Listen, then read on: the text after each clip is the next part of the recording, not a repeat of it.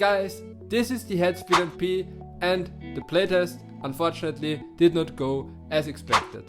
So everyone who follows me for a while now should know that I'm a very huge fan of the head speed pro, but the speed MP is different and does not have anything to do with the pro, to be honest. Let's go on court to find out. The speed MP's spin potential is for this racket category not really a spin machine.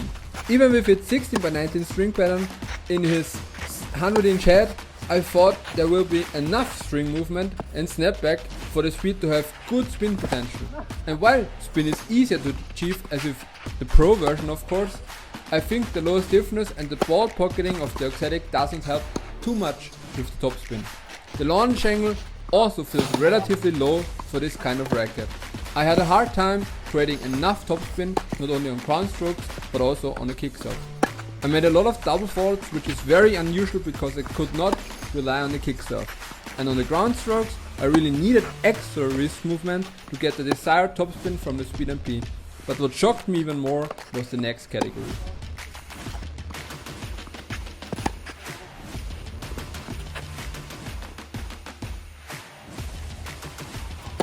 Guys, the power of this thing was over the roof, but only sometimes, because when I needed it during the defense, I could not get any power and hit either too short or clearly in the net.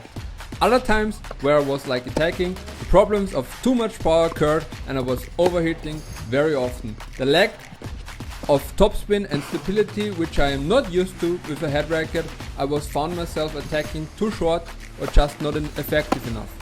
When comparing it to the boom, the review you should absolutely check out after this video, it was not even in the same realm. I would take the boom MP over the speed MP every day of the week. Comment down below if you have the same problem as I have or if I'm the only crazy one. But what made it all worse was the next category. This shook me the most.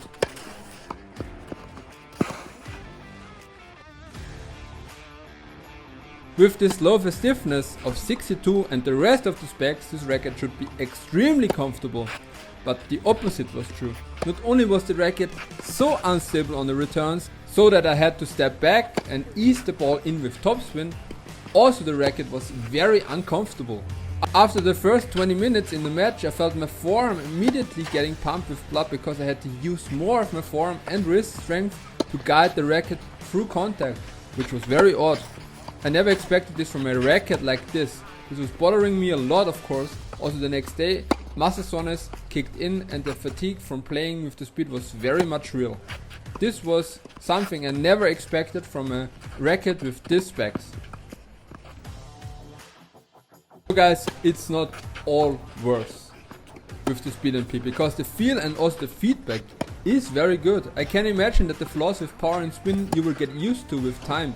You can learn from the information you get from this racket and improve over time. This thanks to the Auxilic with 360 technology combination.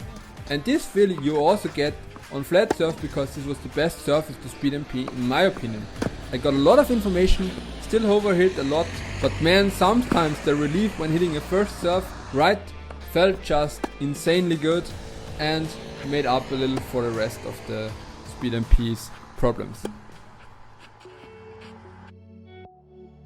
So, in conclusion I can say I really did not enjoy this racket too much, to be honest, but I can recommend this racket to every one of you who has a head radical MP and wants a little bit more power and maybe a bigger head or more topspin.